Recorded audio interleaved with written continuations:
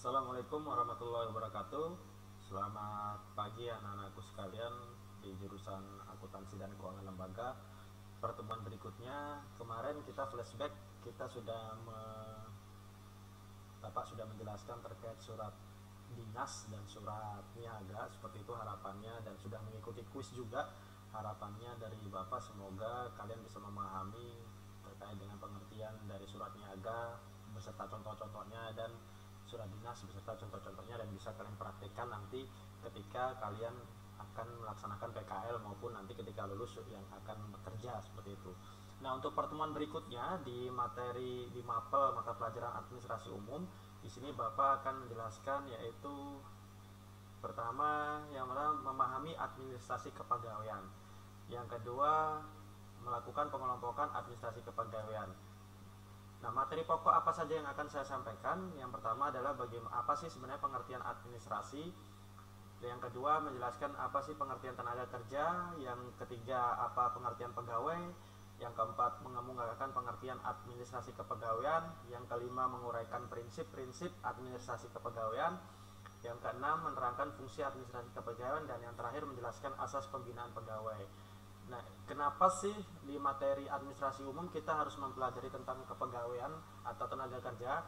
Karena memang dalam fungsi administrasi tidak terlepas dari yang namanya tenaga kerja atau yang namanya pegawai di situ. Karena dasar untuk pengerjaan administrasi harus ada namanya human resource atau yang namanya tenaga kerja atau yang bisa disebut dengan pegawai. Di sini Bapak akan menjelaskan pengertian administrasi secara umum. Sudah saya jelaskan di pertemuan pertama apa sih pengertian administrasi, yaitu suatu bentuk usaha atau kegiatan berkaitan dengan pengaturan kebijaksanaan untuk mencapai tujuan. Nah, pengertian administrasi secara sempit ialah suatu bentuk kegiatan yang meliputi catat mencatat, surat menyurat, pembukuan sederhana, ketik mengetik dan sebagainya yang mempunyai sifat teknis ketatausahaan. Jadi administrasi ini tidak terlepas dari kegiatan ini, kegiatan catat mencatat, surat menyurat, pembukuan sederhana, ketik mengetik dan teknis ketatausahaan. Sedangkan pengertian administrasi secara luas ialah segala bentuk proses kerjasama dari dua orang atau lebih untuk mencapai tujuannya dengan memanfaatkan sarana dan prasarana khusus secara berdaya guna dan berhasil guna. Baik, sekarang kita masuk ke materi intinya, yaitu pengertian pegawai. Karena kita terkait dengan materi administrasi kepegawaian, di sini materi di pertemuan ketiga di pelajaran administrasi umum, mapel administrasi umum. Di sini pengertian pegawai kita harus tahu dulu apa sih pengertian pegawai. Pegawai adalah orang pribadi yang bekerja pada pemberi kerja berdasarkan perjanjian atau kesepakatan kerja baik secara tertulis maupun tidak tertulis untuk melaksanakan suatu pekerjaan dalam jabatan atau kegiatan tertentu dengan memperoleh imbalan yang dibayarkan berdasarkan periode tertentu, penyelesaian pekerjaan atau ketentuan lain yang ditetapkan pemberi kerja, termasuk orang pribadi yang melakukan pekerjaan dalam jabatan. Anak-anakku sekalian, kata kuncinya adalah yang namanya pegawai adalah orang dulu, orang pribadi. Ini orang pribadi yang bekerja pada pemberi kerja berdasarkan perjanjian atau kesepakatan kerja. Jadi pegawai itu jika memang kalian bekerja tapi ada pemberi kerjanya dan di situ ada perjanjian atau kesepakatan kerja baik secara tertulis maupun tidak tertulis. Contohnya begini, jika nanti kalian PKL, di situ kalian akan membuat surat perjanjian atau surat kesepakatan bahwa selama PKL kalian harus bekerja mengikuti aturan perusahaan dan lain-lain. Setelah itu kalian di situ melaksanakan suatu pekerjaannya, melaksanakan suatu pekerjaan dalam jabatan tersebut dengan memperoleh imbalan yang dibayarkan berdasarkan periode tertentu. Nah, kata kuncinya akhirnya adalah harus ada imbalannya. Ini yang namanya pegawai. Pak, bagaimana kalau PKL sedangkan kami tidak ada imbalan? Itu belum dikatakan pegawai, melainkan sebagai karyawan magang saja yang memang di dalamnya sudah ada kesepakatan bahwa tidak ada kompensasi, tidak ada hak menuntut, tidak ada kewajiban menuntut untuk meminta imbalan dari si pemberi kerja. Seperti itu. Nah, dan akhirnya termasuk orang yang melakukan perjalanan dalam jabatan tertentu. Berikutnya, apa sih administrasi kepegawaian? Tadi kepegawaian sudah saya jelaskan secara rinci. Sekarang apa sih administrasi kepegawaian?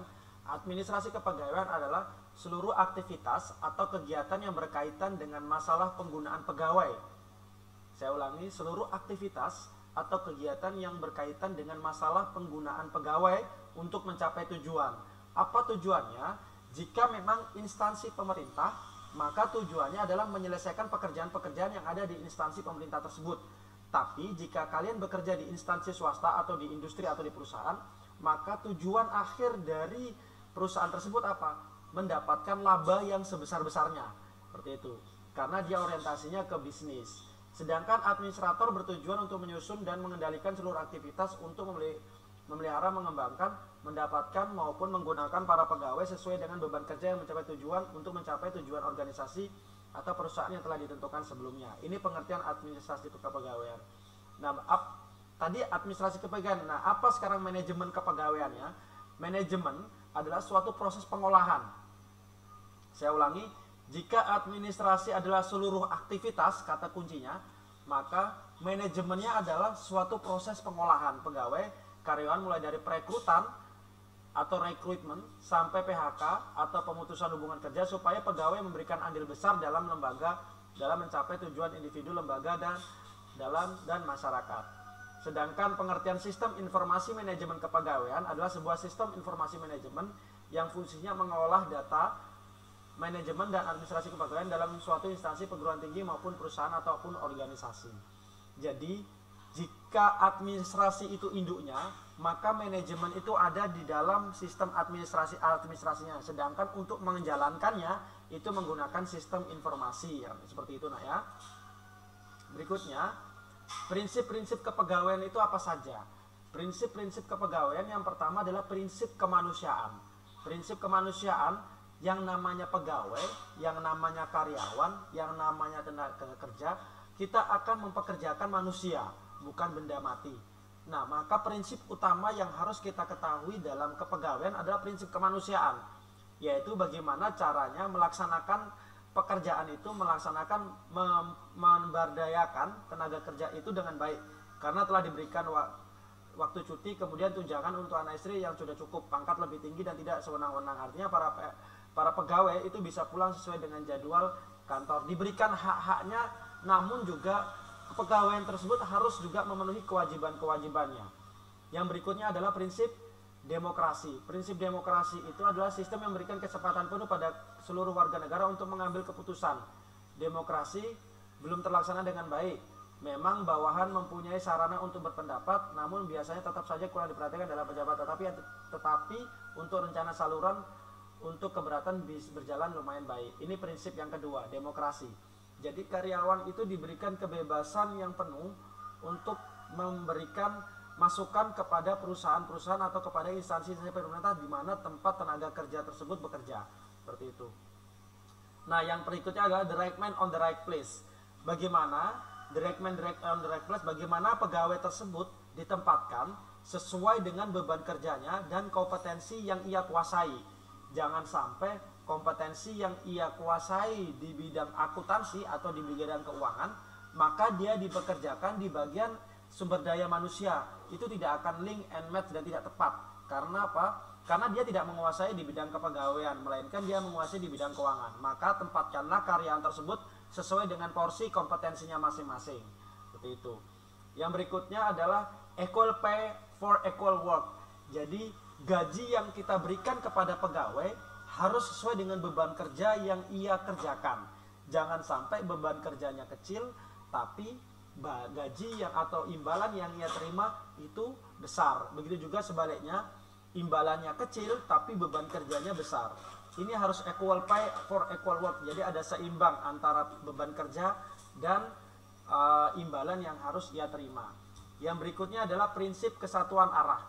Kesatuan arah ini adalah prinsip yang diharapkan bahwa dengan adanya pekerjaan tersebut dari tenaga kerja yang kita rekrut atau dari pegawai yang kita rekrut, maka diharapkan adanya kesejahteraan dari pegawai tersebut. Ini yang namanya prinsip kesatuan arah. Ya, setelah itu berikutnya prinsip kesatuan tujuan. Bagaimana dengan tenaga kerja tersebut, dengan pegawai tersebut ada yang namanya kebersamaan frame berpikir agar tujuan dari perusahaan atau dari tujuan pelayanan dari pegawai tersebut yang bekerja di instansinya, maka itu sama-sama mencapai dengan satu tujuan, seperti itu. Berikutnya adalah prinsip komando. Prinsip komando adalah tugas dari pimpinan, tugas dari seorang manajer memberikan arahan, memberikan gambaran kerja kepada karyawannya agar karyawan yang bekerja di perusahaan atau di instansi pemerintah itu tahu apa saja yang harus dikerjakan di perusahaan tersebut atau di instansi tersebut. Dan yang berikutnya adalah prinsip efisiensi dan produktivitas. Prinsip efisiensi dan produktivitas pada dasarnya bagaimana karyawan tersebut kita train, kita didik, kita latih supaya bekerjanya tidak memboros-boroskan biaya yang dikeluarkan oleh perusahaan, melainkan dengan tepat waktu dan produktif kerjanya sesuai dengan beban kerja yang ia berikan, seperti itu. Karena semakin kecil biaya yang dikeluarkan dengan efisiensi yang bagus, maka produktivitas kerja itu juga diharapkan sesuai dengan hasil yang diinginkan oleh perusahaan atau instansi pemerintah tempat tenaga kerja atau pegawai tersebut bekerja. Yang kesembilan adalah prinsip disiplin. Prinsip dalam kepegawaian adalah prinsip disiplin. Ini kunci utama seorang pegawai bagaimana dia akan mencapai karir yang bagus. Karena modal utama dalam sebuah perusahaan dalam mencari sebuah karyawan itu yang utama adalah disiplin, bukan kompetensi. Karena kenapa dikatakan disiplin?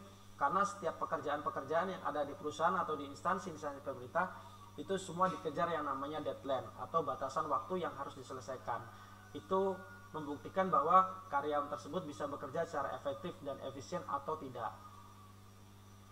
Yang ke-10, prinsip wewenang dan tanggung jawab. Bagaimana caranya wewenang dan tanggung jawab setiap pegawai harus jelas agar bisa menjadi rujukan dalam pelaksanaan tugasnya di perusahaan di mana pegawai itu bekerja, dan mereka juga harus memahami dengan baik pelaksanaannya sudah berjalan namun tidak sepenuhnya. Nah, untuk prinsip-prinsip administrasi kepegawaian itu ada 10, nanti mohon dipelajari dan dipahamkan. Untuk pertemuan berikutnya, Bapak akan menjelaskan adalah bagaimana fungsi administrasi kepegawaian apa saja. Itu nanti di pertemuan berikutnya. Nah, materi ini nanti akan Bapak upload di link YouTube dan nanti akan Bapak kirimkan di classroom masing-masing. Tugas kalian adalah di dalam 1 minggu ke depan bagaimana proses rekrutasi yang dilakukan oleh PT PAMA. Nah, sekolah kita sekarang dijadikan sebagai tempat ujian fisik calon-calon karyawan yang ada di PT PAMA Persada Nusantara. Bisa kalian analisis, bisa kalian cerna apa saja persyaratan yang ada di PAMA terkait pencarian rekrutasi, cara pencarian karyawan, itu silahkan dicatat dan dikirimkan di link classroom tempat mengumpulkan tugas. Seperti itu anak-anak, saya kira itu materi untuk administrasi kepegawaian di pagi hari ini. Semoga bermanfaat. Terima kasih. Assalamualaikum warahmatullahi wabarakatuh.